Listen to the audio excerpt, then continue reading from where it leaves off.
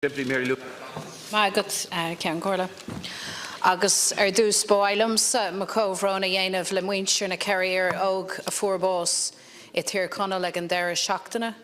I want to join with you, Taoiseach, on behalf of Sinn Féin to extend sincere and heartfelt sympathy to the families and friends of the 4 young men who lost their lives in West Donegal at the weekend, and indeed to all who have lost their lives on our roads. Our thoughts are with all of those affected.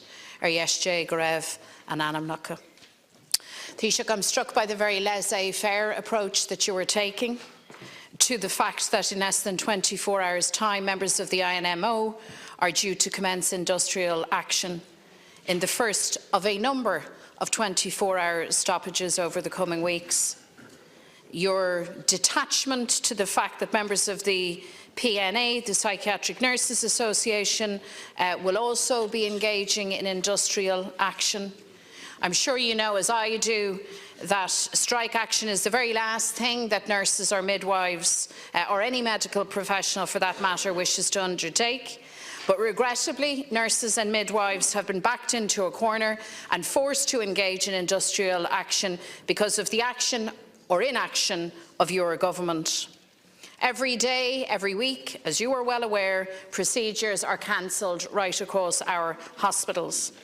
And this is due not least to the recruitment and retention crisis affecting the nursing and midwifery professions, and the associated issue of pay is one of the most significant problems affecting the health service, and it's been an ongoing issue now for many years. And yet you have completely and abjectly failed to address this, and the situation has deteriorated. And you can't pretend, Taoiseach, that this is an issue that takes you by surprise. Nurses, midwives, their unions have continuously sought meaningful engagement to address the problem of staffing shortages as well as pay issues, but you've brushed their concerns aside. And it's our nurses and midwives, in our view, that have acted in a responsible and mature manner. You, for your part, have decided to disengage.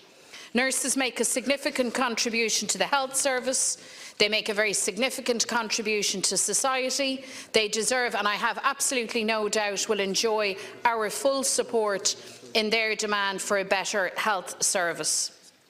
Last April, we passed a motion here, and it demanded of the government that you engage meaningfully with the unions to draw a roadmap to full pay equality, with an implementation plan to deliver that within a short time frame, not the 8 years that you have offered up. So at the 11th hour, Taoiseach, with thousands of surgeries cancelled, strike action due to commence in the morning, will you do as the nursing unions have asked, and will you directly intervene?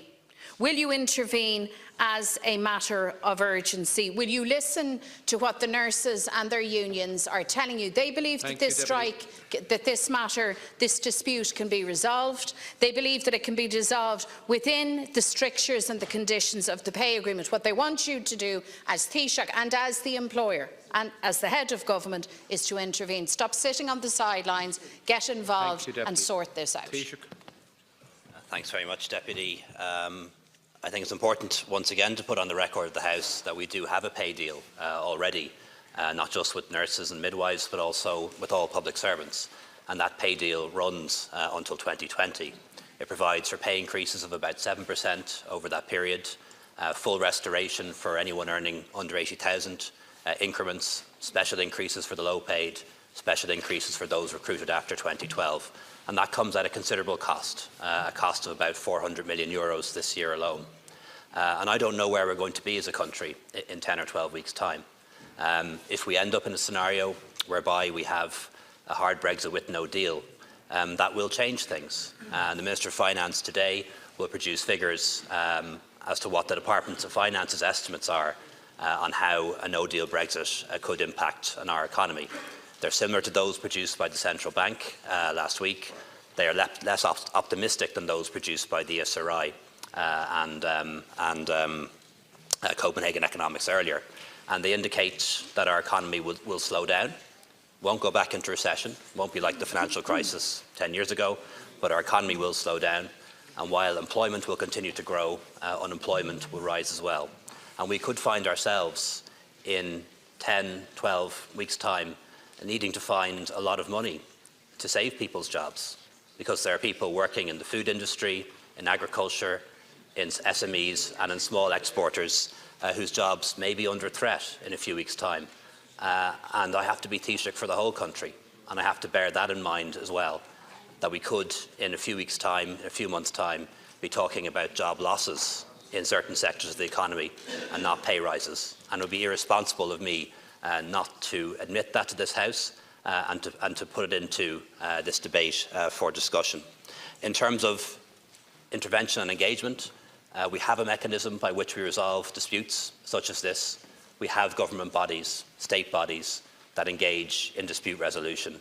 They are the Workplace Relations Commission and the Labour Court, and the government is part of those conversations. And disputes are always resolved in the end, and this dispute will be resolved in the end. But there are parameters under which it can be resolved. It has to be affordable for the taxpayer. It has to be fair to all other public servants, including other people working in the health sector too. And it has to be fair to patients. Thank you, Taoiseach. Deputy McDonald. You'd never think, listening to you, Taoiseach, that you're a government presiding over the construction of the most expensive hospital in the world. You'd never think that you were the government presiding over 1.2 million euro of expenditure every week on agency nursing, and rising, and it will rise. You would never think that you were the head of government that has been very comfortable with pay rises for politicians, gold-plated pensions. I could go on and on. I think it is a new low for you to reach for Brexit to explain away your dereliction of duty and your failure in respect of our nurses and midwives. Brexit is not of their making. And Brexit or no Brexit, people need top quality health services. Brexit or no Brexit, people need their surgical procedures and their outpatient appointments and so on. Brexit or no Brexit, we need to deal with these issues. Brexit or no Brexit, you as head of government ought to intervene directly, as the nursing unions have asked you to do, to find a fair and meaningful settlement for our nurses and our midwives. And I'm very, very well aware and very familiar with the industrial relations apparatus of the state, Taoiseach, and guess what? So are the nurses and the midwives. They are also aware that the buck stops with you, because you're the person in charge. You are the head of government.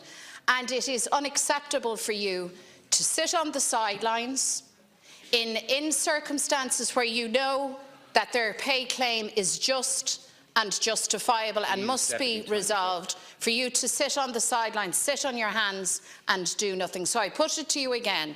What do you propose to do as Taoiseach to intervene now, albeit at the 11th hour, to sort this matter out, and not just to try and avert the strike action tomorrow, but the strike actions that will surely follow in the weeks and months ahead? Taoiseach. Thanks, Deputy. Just in terms of the facts, the National Children's Hospital will not be the most expensive hospital in the world. Karolinska in Stockholm alone will cost... Karolinska in Stockholm... Karolinska in Stockholm alone will cost between 2 and 6 billion. Please, I think it's. Count Corla, yes, please let the Taoiseach. Count Corla, I don't think correcting a factual inaccuracy should cause such laughter and controversy. It was a factual error, and the deputy